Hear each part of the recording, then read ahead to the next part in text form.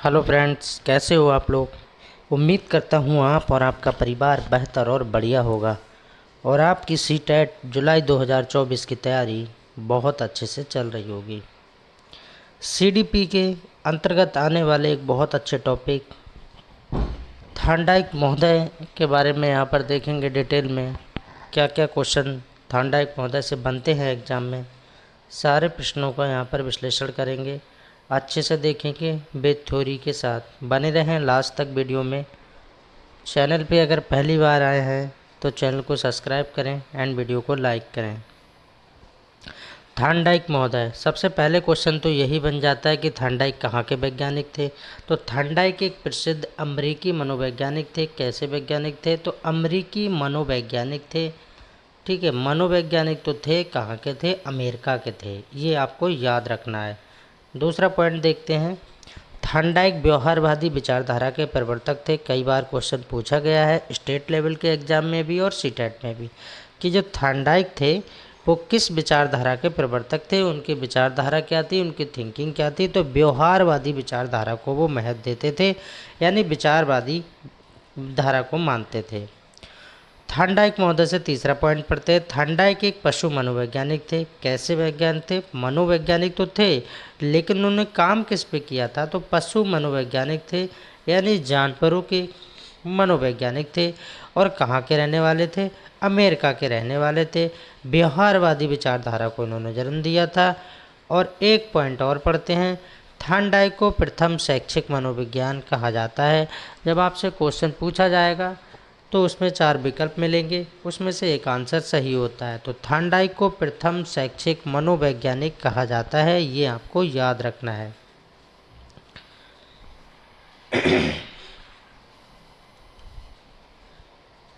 Exam में ये भी क्वेश्चन बन जाता है कि थांडाइक महोदय की प्रसिद्ध पुस्तकें यानी बुक्स, फेमस बुक्स क्या हैं। तो ये भी आपको याद रखना है। एनिमल इंटेलिजेंस, ये आपको याद रखना है। ह्यूमन लर्निंग, ये भी याद रखना है। एजुकेशन साइकोलॉजी, ये भी याद रखना है। द साइकोलॉजी ऑफ लर्निंग, ये भी याद रखना है। ये सारी की सारी पुस्तकें किसकी हैं? थांडाइक महोदय की हैं। और थांडाइक महोदय व्यवहारवादी प्रवृत्ति को समर्थन करते थे, अमेरिका के वैज्ञानिक हैं और पशु मनोवैज्ञानिक हैं। बार बार चीज़ें बता रहा हूँ ताकि इसी वीडियो में आपको याद हो जाए। दोबारा आपको प्रयास एवं त्रुटि का सिद्धांत बार बार पूछा जाता है कि जो प्रयास एवं त्रुटि का सिद्धांत, त्रुटि मतलब क्या होता है? मिस्टेक यानी गलती। प्रयास एवं त्रुटि का सिद्धांत किसने दिया है?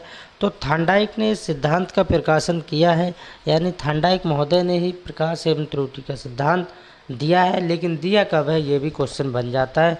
तो 1913 में इसको दिया है। एजुकेशन साइकोलॉजी नामक पुस्तक में दिया है।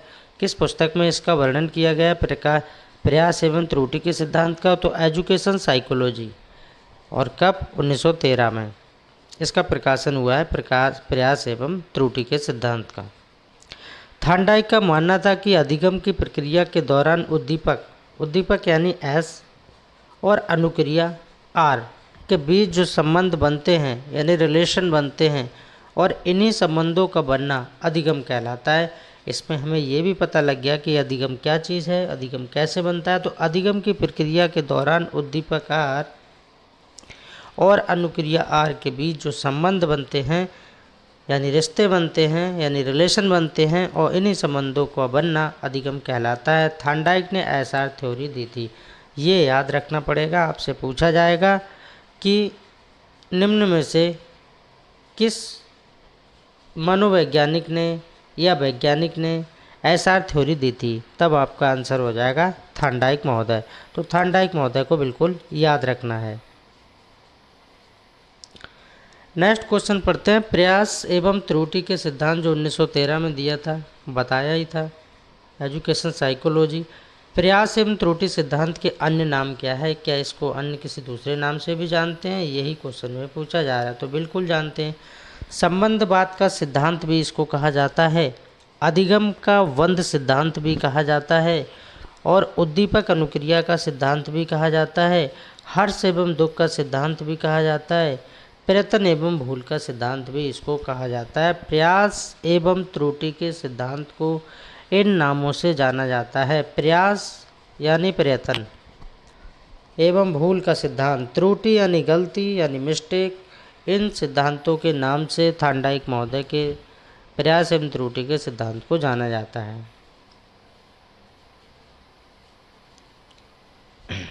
और साथ ही साथ ये भी याद रखना है, इसको संयोजनवाद का सिद्धांत भी कहा जाता है। संयोजनवाद का सिद्धांत भी कहा जाता है प्रयास एवं त्रुटि के सिद्धांत का। थार्नडाइक ने प्रयोग किस पे किया था हमने देख लिया, कहाँ के वैज्ञानिक थे, अमेरिका के वैज्ञानिक थे, है ना। एसआर थ्योरी का सिद्धांत भी दिया था। अब हम देखेंगे कि थार्नडाइक ने जो प्रयोग किया है वो किस पे किया है।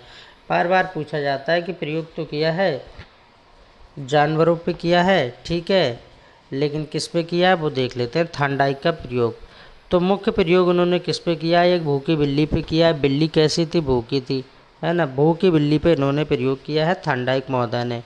भोजन, मृत मछली, भोजन किसको बनाया था, मृत मछली को। अनुक्रियाकर्ता में क्या आ जाता है, बिल्ली। ये पूछा जाता है उद्दीपन क्रिया में कौन आ जाता है, मृत मछली।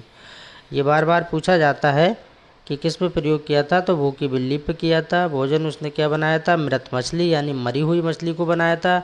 और अनुक्रियाकर्ता में कौन आ जाता है, इसमें बिल्ली, और उद्दीपन में आता है मृत मछली।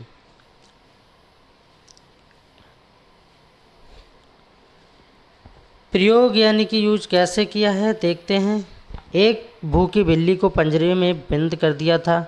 एक पिंजरा था, उसमें भूखी जो बिल्ली थी, भूखी बिल्ली, बहुत ही तेज़ भूख लग रही थी, उसको पिंजरे में बंद कर दिया था यानी कैद कर दिया था। और पिंजरे के बाहर एक मृत मछली रख दी थी। जो पिंजरे के बाहर वाला साइड थी उस पर एक मरी हुई मछली रख दी थी यानी मृत मछली रख दी थी। भूखी बिल्ली पिंजरे में अनेक बार क्रिया करती है यानी कि उछल कूद करती है कि मुझे शीघ्रता से भोजन मिल जाए यानी खाना मिल जाए। उसका भोजन क्या था, भूखी बिल्ली, क्योंकि उसका यही भोजन था। भूखी बिल्ली पिंजरे में अनेक बार क्रिया करती थी और अचानक लीवर पर बिल्ली का पंजा पड़ा और लक्ष्य प्राप्त हो गया। जैसे कि बिल्ली उसमें बंद थी पिंजरे में और वो भूखी भी थी, तो उसके सामने क्या रख दिया था, मृत मछली रख दी थी यानी मरी हुई मछली रख दी थी। अब बहुत तेज़ भूख लग रही थी उसे, तो पिंजरे में तो बंद थी और उस पिंजरे में बंद तो उसको बार बार ये लग रहा था ये पिंजरा कैसे भी तरह से खुल जाए और मुझे शीघ्रता से खाना मिल जाए। और उसका खाना क्या था, मृत मछली यानी मरी हुई जो सामने रखी थी। इसीलिए बार बार वो उसमें उछल कूद मना रही खूब कर रही थी। और अचानक एक समय ऐसा आया कि जो लीवर लगा हुआ था उस लीवर पर बिल्ली का पंजा यानी उसका पैर पड़ गया और जो उसका गेट था वो खुल गया, ओपन हो गया। और जिससे कि उसे भूखी बिल्ली थी, जो मृत मछली थी, उसको उसने प्राप्त कर लिया यानी कि खा लिया। अनुक्रिया यानी आर के द्वारा उद्दीपन एस को प्राप्त करने की क्रिया को प्राणी सीख कहा जाता है। ये क्वेश्चन पूछा जाता है कि प्राणी सीख किसको कहा जाता है, तो अनुक्रिया आर के द्वारा उद्दीपन एस को प्राप्त करने की क्रिया को प्राणी सीख कहा जाता है। तो अनुबंधन कहलाता है। क्या कहलाता है, अनुबंधन कहलाता है। थार्नडाइक के सीखने के नियम कितने हैं, ये क्वेश्चन बार बार पूछा जाता है। थार्नडाइक ने कितने नियम दिए हैं, तो दो तरह के उन्होंने नियम दिए हैं यानी रूल्स। एक तो उन्होंने मुख्य नियम दिया है, दूसरा दिया है गौड़ नियम। अब ये बात तो आपको पता लगे कि मुख्य नियम और गौड़ नियम दिया है, लेकिन मुख्य नियम में कौन कौन से, 3 नियम दिए हैं। कितने नियम दिए हैं, 3 नियम दिए हैं, यानी तत्परता का नियम, अभ्यास का नियम और प्रभाव का नियम। ये नियम मुख्य नियम के अंतर्गत आते हैं। बाकी 5 नियम उन्होंने गौड़ नियम दिए हैं। टोटल नियम जब आपसे पूछा जाए तो आपको 8 रखना है याद, 5 3 8, बाकी मुख्य 3 और गौड़ 5। मुख्य नियम कौन कौन से हैं, जो 3 बताए हैं वो देख लेते हैं यहाँ पर डिटेल में। तत्परता का नियम, अभ्यास का नियम, प्रभाव का नियम, ये मुख्य नियम के अंतर्गत आते हैं, थार्नडाइक महोदय के द्वारा दिए गए। और 5 इसमें गौड़ नियम है। 5 गौड़ नियम है वो भी देख लेंगे। 5 गौड़ नियम क्या है, बहु प्रतिक्रिया का नियम, मनोवृत्ति का नियम, आंशिक क्रिया का नियम और समानता का नियम।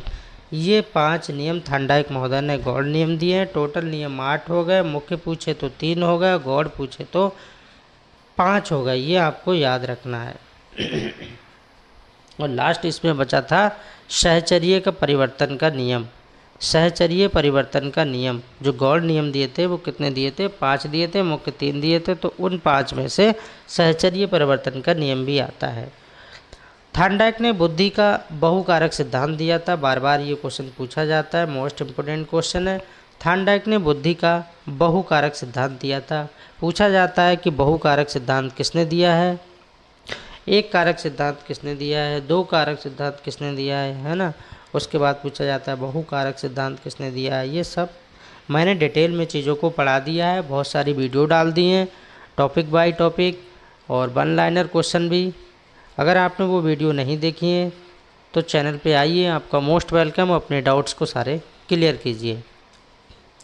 बहुकारक सिद्धांत को परमाणुवादी सिद्धांत भी कहा जाता है। ये भी क्वेश्चन बन चुका है कि बहुकारक सिद्धांत तो है लेकिन उसको किस नाम से जाना जाता है। तो परमाणुवादी सिद्धांत या बालू का सिद्धांत या रेत का सिद्धांत के नाम से जाना जाता है। बालू मतलब रेत होता है, ये भी आपको याद रखना है। बहुकारक सिद्धांत का मतलब है बहुत सारे कारकों के नाम से उसको जाना जाता है। वीडियो कैसी लगी कमेंट के माध्यम से सभी भाई बहन बताएंगे। मिलते हैं नेक्स्ट क्लास में, नेक्स्ट वीडियो में। तब तक के लिए अपने भाई सुरेंद्र सिंह को इजाज़त दीजिए। मस्त रहिए, बिंदास रहिए और एक पॉजिटिव सोच के साथ अपनी तैयारी करते रहिए।